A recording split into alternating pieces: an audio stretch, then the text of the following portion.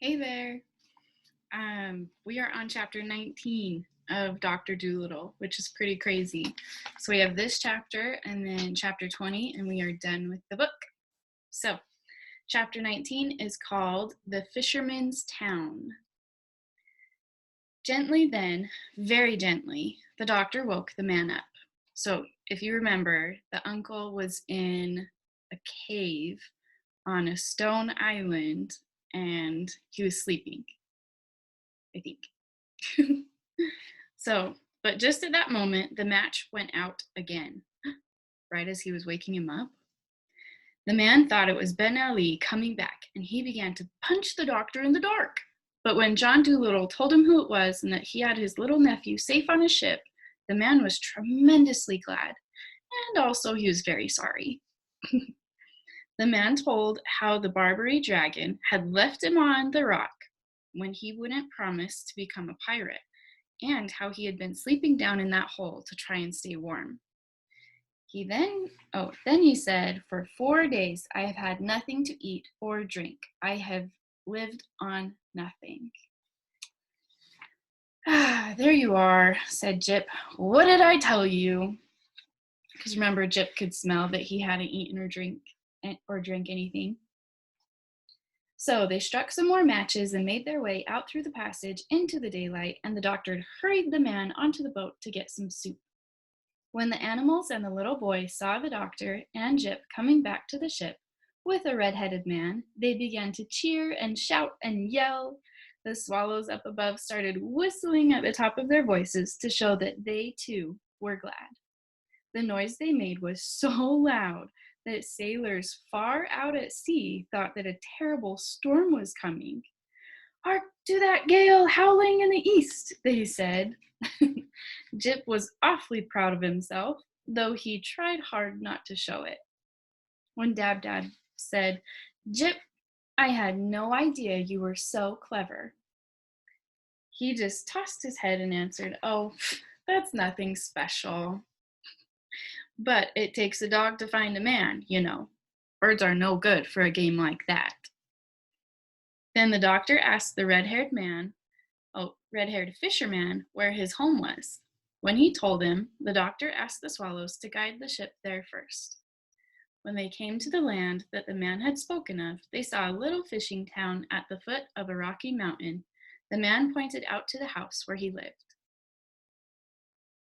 While they were letting down the anchor, the little boy's mother, who was also his uncle's sister, came running down to the shore to meet them, laughing and crying all at the same time. She had been sitting on a hill for 20 days, watching the sea and waiting for them to return. She kissed the doctor so many times on the cheeks. He giggled and blushed like mad. And she tried to kiss Jip too, but he ran away and hid inside the ship. The fisherman and his sister didn't want the doctor to go away in a hurry. They begged him, "Please just spend a few days with us." All the little boys of the fishing village went down to the beach and pointed at the ship anchored there and said to one another in whispers, "Look, that was the ship of Ben Ali, the most terrible pirate that ever sailed the 7 seas. That funny gentleman with the tall hat, he took the ship from the Barbary dragon and made him into a farmer." During the 2.5 days that the doctor stayed at the little fishing town, the people kept asking him out to teas and luncheons and dinners and parties. All the ladies sent him boxes of flowers and candies, and the village band played tunes under his window every night. At last, the doctor said, "Good people, I must go home now. You really have been most kind. I shall always remember it. But I must go home. I have things to do."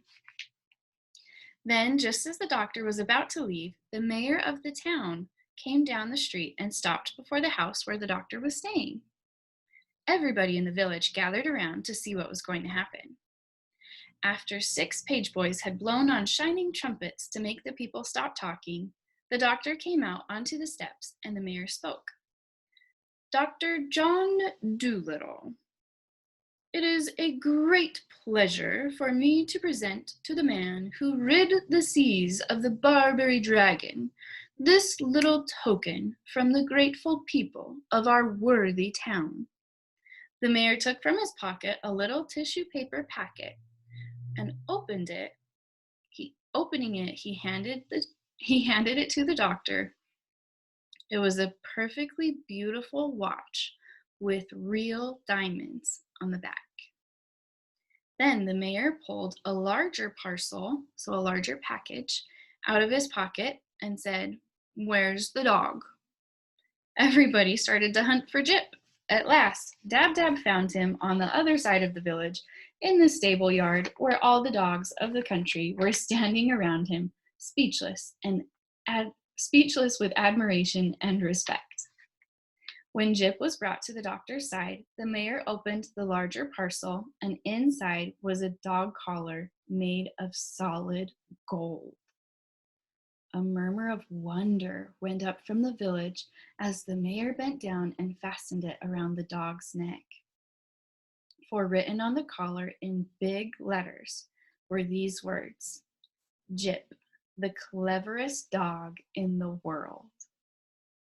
Then the whole crowd moved down to the beach to see them off. After the red-haired fisherman and his sister and the little boy had thanked the doctor and his dog over and over and over again, the swift ship with the red sails was turned once more towards Puddleby, and they sailed out to sea while the village band played some music on the shore. Okay, that's the end of chapter 19. We have the 20th chapter, and we will be done with the book. I hope you've enjoyed all the adventures of Dr. Dolittle. I'm excited to see what happens. Have a great afternoon. See you guys.